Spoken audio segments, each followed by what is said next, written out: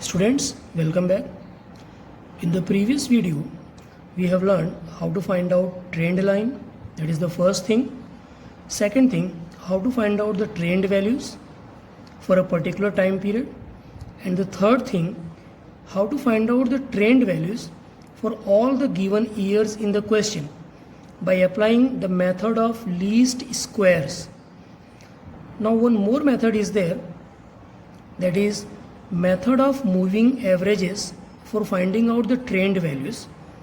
So today we are going to continue with the method of moving averages.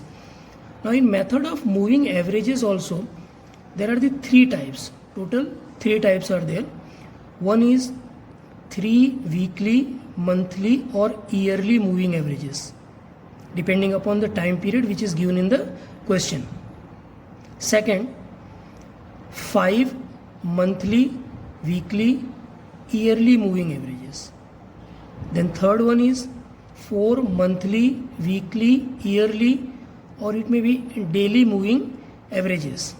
So depending upon the values which is given in the question. Now today we are going to start the solution of illustration number 8 given on page number 174.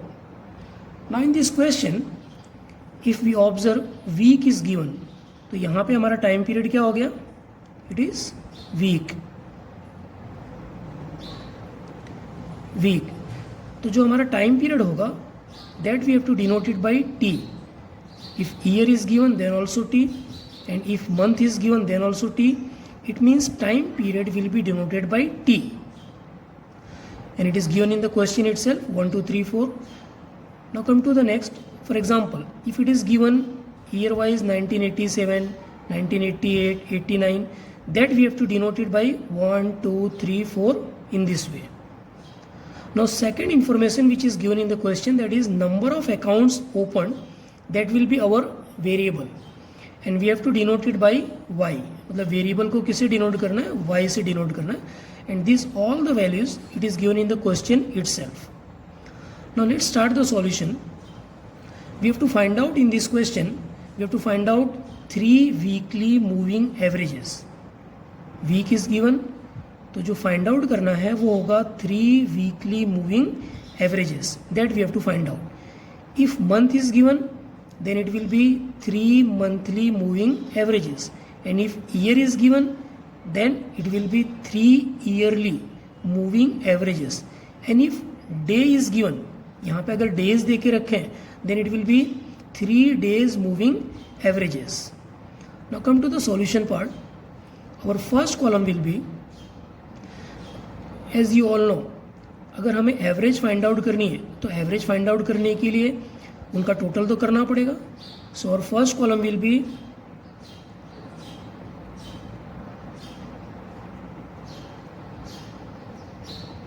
3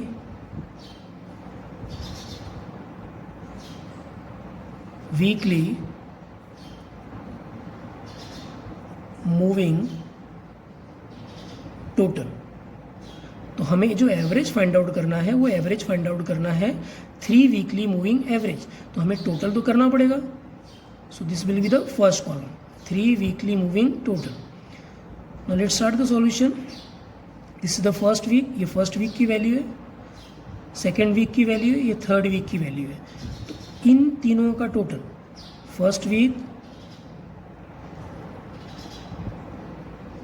second week and third week, इन तीनों का total हमें क्या करना है?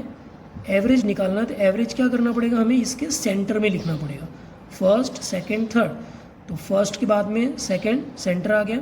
मतलब इन तीनों की वैल्यू का जो सेंटर है, this will be the centre. तो यहाँ पे क्या करना है? हमें इनका टोटल लिखना है.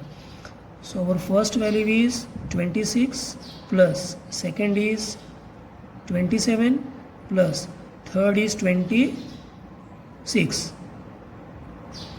26 प्लस 27 प्लस 26, इन तीनों का टोटल अगर करें then it is coming 79.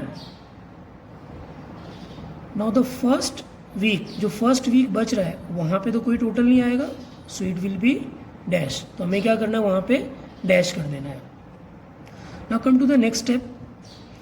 we have done the total of the first 3 week and we have written it here. Now as the name of the method is, it is method of moving averages. तो moving averages means हमें क्या करना है, moving values को क्या करना है, आगे हमें मूव करते हुए जाना है और आगे की वैल्यूज़ का टोटल लेते जाना है. तो ये जो हमारा फर्स्ट वीक था इसे क्या करेंगे, हम एलिमिनेट कर देंगे. अब आगे की वैल्यू का टोटल करेंगे, मूव करते जाना है. तो यहाँ से स्टार्ट करेंगे सेकेंड से. सेकेंड वीक 27, थर्ड वीक 26 और फोर्थ है 25. यानी अब टोटल किसका करना है, 27 प्लस 26 प्लस 25. तीनों का टोटल अगर हम करें तो टोटल आएगा 78. So what we have done, हमने फर्स्ट वीक को एलिमिनेट कर दिया और मूविंग हम आगे बढ़ रहे हैं और आगे बढ़ते हुए 3 वैल्यूज़ का टोटल कर रहे हैं. 1 2 3, 27 26 25, इन तीनों का टोटल कर दिया. Now one difference is there in the solution what I am doing here and what is given in the textbook. Now let's understand that also. In your textbook what they have done, ये जो total आया 79, इसमें से हमने क्या किया, ये first value को निकाल दिया. So what they have done, they have written here 79 minus उसमें से क्या किया, 26 माइनस कर दिया 26. और ये जो नेक्स्ट वैल्यू हमने ऐड किया 25, उसको क्या कर दिया उन्होंने, प्लस कर दिया. तो 79 minus 26 plus 25, that will be complicated calculation. So keep in your mind, हमें क्या करना है, इट्स वेरी सिंपल. आगे बढ़ते जाना है और आगे की 3 वैल्यूज़ का टोटल करते जाना है. और जहाँ तक का हमने टोटल किया हुआ है, फॉर एग्जांपल ये वैल्यू का टोटल कर लिया हमने यहाँ पे. Is it clear. तो हमने जो फर्स्ट वैल्यू जो लीव कर दिया था उसके बाद में अगर हमने यहाँ से स्टार्ट किया 1 2 3, इनका टोटल यहाँ पे कर दिया. अब क्या करेंगे, ये सेकंड वैल्यू को लीव कर देंगे. सेकंड अब क्या करेंगे, यहाँ से स्टार्ट करेंगे फ्रॉम हियर 26 25 22. तो अब इसे हमने क्या कर दिया, लीव कर दिया. तो 26 प्लस 25 प्लस 22, इसका जो टोटल आ जाएगा it will be 73. It will be 73. Okay. In this way we have to continue the calculation. But one problem arises. हम इस तरह से कंटिन्यू करते जाते हैं कि हम आगे की वैल्यूज़ को, ऊपर की वैल्यू को छोड़ देंगे, फिर आगे की वैल्यू को प्लस करते जाएंगे 3 वैल्यूज़ को. So what happened sometime, we forgot कि हमने कौन सी वैल्यू छोड़ी थी और हमें कहाँ से प्लस करना है. Is it clear. तो हमें क्या करना है कि हमने जो टोटल लिखा, टोटल ये हमने टोटल लिखा, let's understand in this way. ये हमने 3 वैल्यू का टोटल कर दिया, ये रहा यहाँ पे लिख दिया. तो हमने क्या किया, फिर वापस यहाँ से स्टार्ट किया 27 प्लस 26 प्लस 25, ये रहा यहाँ पे लिख दिया. अब हमने ये टोटल कर दिया, तो टोटल के सामने से ही स्टार्ट किया हमने वापस 26 25 22, ये रहा 26 25 22. इन दिस वे हमने जो टोटल कर दिया, तो हमें क्या करना है कि जो टोटल की वैल्यू हमने लिखी है उसी के सामने से स्टार्ट कर देना, प्लस करना. तो ये टोटल आ गया 73. तो now what we have to do, यहीं से स्टार्ट करना है. 25 plus 22 plus 24 is equal to, इनका टोटल आ जाएगा 71. Now it's very simple. अब क्या करना है, कुछ याद नहीं करना है कि हमें कौन सी वैल्यू माइनस करनी, क्या करना है. ये 71 हमने टोटल कर दिया, इसी के सामने से स्टार्ट कर देना है. 22 प्लस वापस आगे की 2 वैल्यू ले लेनी है. 24 plus 25 is equal to, again our answer will be 71. अब ये हमने टोटल कर दिया, ये टोटल के सामने ये वैल्यू है, वापस यहीं से स्टार्ट करना है 24 से. हमें 3 वैल्यूज़ लेनी है, तो 24 25 23. सो 24 आएगा. सो 25 it will be 24 plus 25 plus 23. अब इन तीनों की वैल्यूज़ का जो टोटल आएगा दैट विल बी 72. ना कम टू द नेक्स्ट, ये हमने टोटल कर दिया, टोटल के सामने से स्टार्ट करना है। 25 प्लस 23 प्लस 22, 3 वैल्यूज हो गई, इनका जो टोटल आएगा दैट विल बी 70। ये हमने टोटल कर दिया। अब क्या करना है, टोटल के सामने से ही स्टार्ट करना है। 23